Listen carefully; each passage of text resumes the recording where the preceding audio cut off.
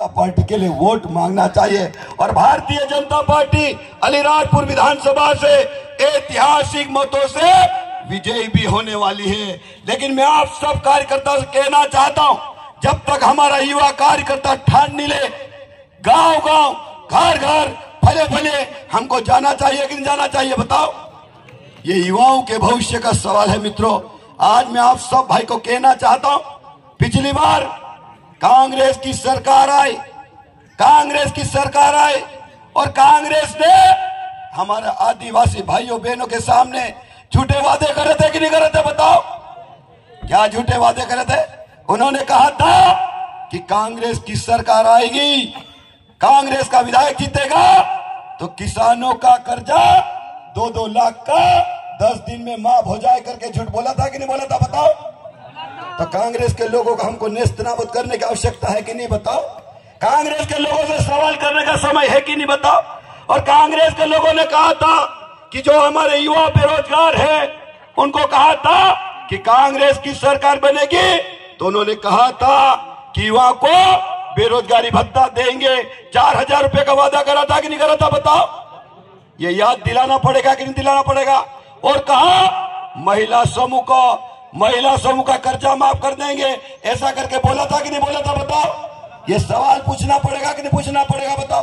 और कहा था कि जवान बेटी होगी, जवान बेटा होगा और जब शादी होगी तो 51,000 का चेक देंगे, ऐसा करके झूठा वादा करा था कि नहीं करा था, बताओ।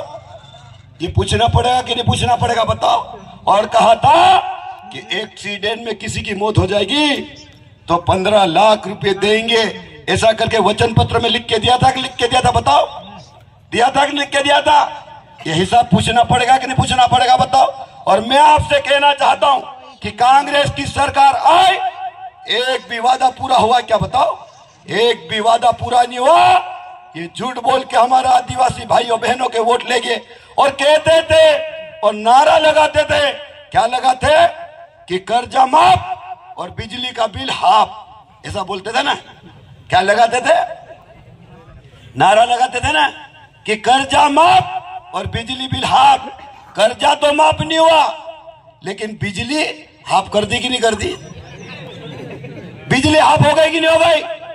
और आज मैं आप सब भाइयों से कहना चाहता हूं, युवाओं से कहना चाहता हूं और मैं आपको विश्वास दिलाना चाहता हूं, आप लोग 17 तारीख तक मेहनत करके भारतीय जनता पार्टी की पेटी अपने अपने मतदान केंद्र पे भर दो।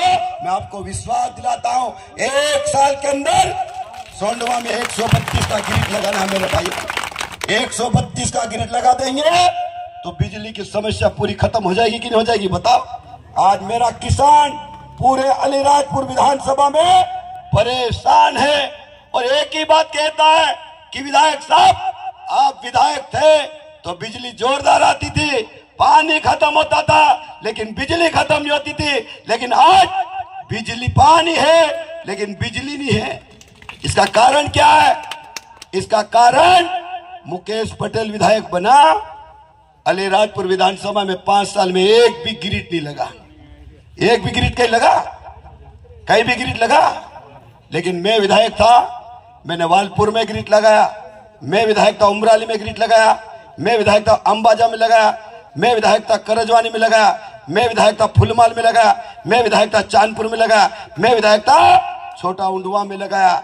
और मैं आपसे कहना चाहता हूं, आज लाइट का लोड पड़ गया, 5 साल में एक भी ग्रिड नहीं लगा, तो आज लाइट के लिए हमारा आदिवासी किसान परेशान है कि नहीं है?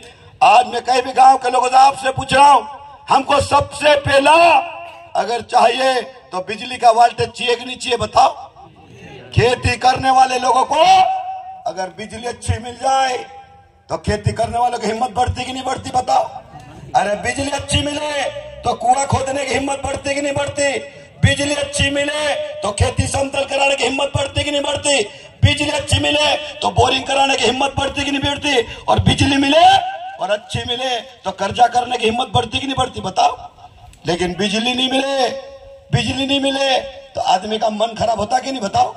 खेती करने की इच्छा नहीं होती, मन खराब होता। और इसलिए मैं आप सब युवाओं से कहना चाहता हूं कि 1 साल के अंदर सोंडवा विकास करने में 132 का ग्रिड लगा के आप लोगों को दे दूंगा और जैसे पहले लाइट थी वैसे मैं आपको करके दे दूंगा। मैं आप सब भाइयों से कहना